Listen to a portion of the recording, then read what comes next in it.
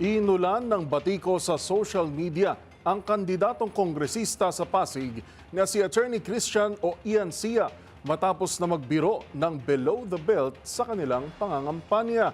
Sa kanyang speech sa campaign rally, pabiro nitong sinabi na may magagawa siyang ambag sa mga single mother na dinadatnan pa rin ng buwan ng dalaw.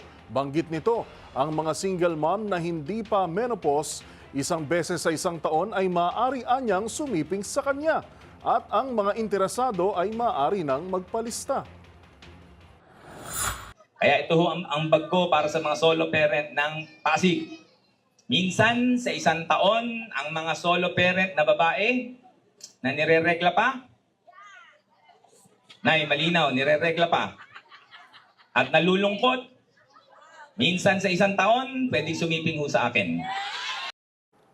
Pero sa huli, binawi rin ito ang kanyang sinabi at nilinaw na nagbibiro lang dahil may asawa na siya.